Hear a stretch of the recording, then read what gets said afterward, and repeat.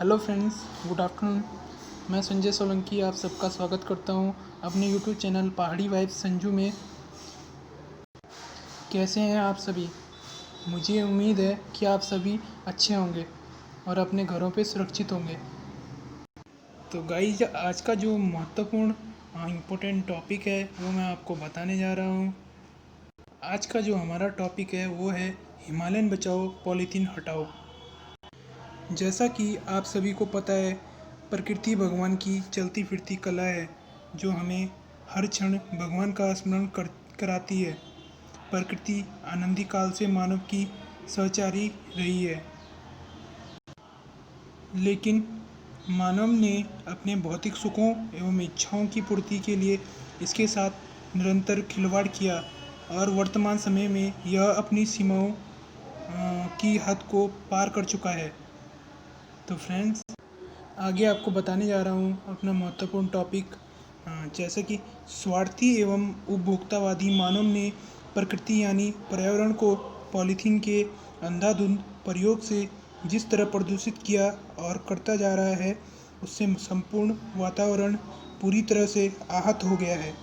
आज के भौतिक युग में पॉलीथीन के दुष्परिणाम एवं विषैलेपन से बेखबर हमारा समाज उसके उपयोग में इस कदर आगे बढ़ गया है कि मानो इसके बिना उसकी ज़िंदगी अधूरी है। आज के समय को यदि पॉलीथीन अथवा प्लास्टिक युग के नाम से जाना जाए तो इनमें कोई अतिशयोक्ति नहीं होगी, क्योंकि संपूर्ण विश्व में यह पॉली अपना एक महत्वपूर्ण स्थान बना चुका है और दुनिया के सभी देश इससे निर्मित वस्तुओं का किसी न किसी रूप में प्रयोग कर रहे हैं। सोचनीय विषय यह है कि सभी इसके दुष्प्रभावों से अनभिज्ञ हैं या जानते हुए भी अनभिज्ञ बनने जा रहे हैं। सभी लोगों को पता है कि इस पॉलीथीन के बहुत से दुष्परिणाम हैं, बहुत से हमारे लिए पर्यावरण से हितैषी बहुत ही कारक हैं, लेकिन सभी फिर भी इसी पॉलीथीन को यूज कर रहे हैं, का इस्तेमाल कर रहे हैं। पॉलीथीन एक प्रकार का जहर है जो पूरे पर्यावरण को नष्ट कर देगा और भविष्य में हमें यदि इससे छुटकारा पाना चाहेंगे तो हम अपने को काफ़ी पीछे पाएंगे और तब तक संपूर्ण पर्यावरण इससे दूषित हो चुका होगा। देखा जाए तो प्लास्टिक निर्मित वस्तुएं गरीब एवं मध्यवर्गीय लोगों का जीवन स्तर सुधारने में सहायक है, लेकिन वहीं इसके लगातार उपयोग से वे अपनी मौत के बुलावे से भी अनभिज्ञ है। यह एक ऐसी वस्तु बन चुकी है जो घर में पूजा स्थल से रसोई घर, स्नान घर, बैठक घर तथा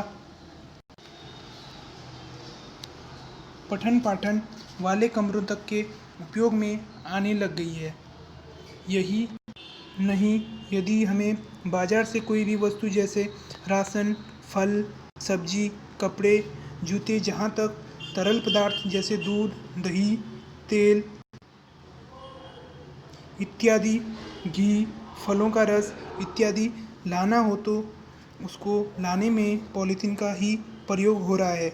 आज के समय में फास्ट फूड का काफ़ी प्रचलन है, जिसको भी पॉली में दिया जाता है। आज मनुष्य पॉली का इतना आदी हो चुका है कि वह कपड़े या जूट के बने थैलों का प्रयोग करना भूल गया है। अब तो दुकानदार भी हर प्रकार के पॉलीथीन बैग रखने लग गए हैं और मजबूर भी हैं रखने के लिए, क्योंकि ग्राहक ने उसे पॉली रखने का बाध्य सा कर दिया है। यह प्रचलन 4-5 दशक पहले इतनी बड़ी मात्रा में नहीं था।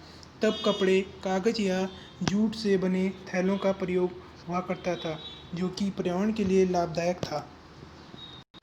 लेकिन जब से पॉलीथीन प्रचलन में आया, पुरानी सभी पद्धतियाँ धरी की धरी रह गई और कपड़े, जूट व कागज़ की जगह पॉलीथीन ने ले ली।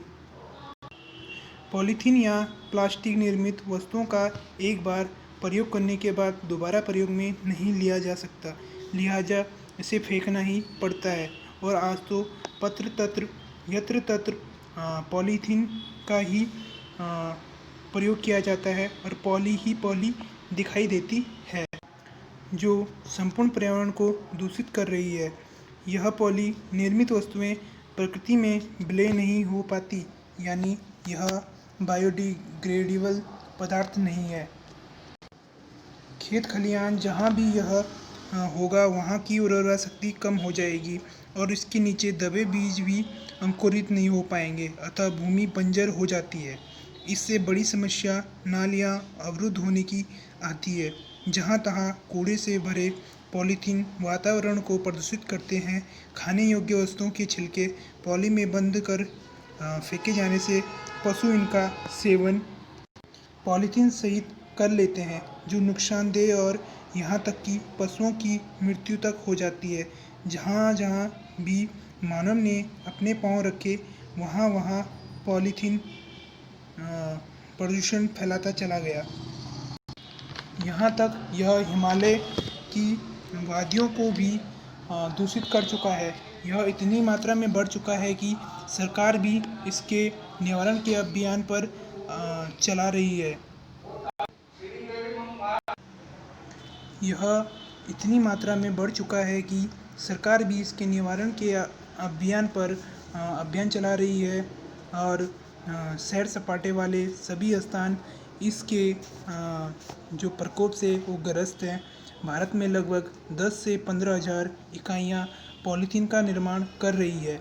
सन 1990 के आंकड़ों के अनुसार हमारे देश में इसका खपत 20,000 टन थी, जो अब बढ़कर 3 से 4 लाख टन तक पहुंचने की सूचना है, जो कि भविष्य के लिए खतरे का सूचक है।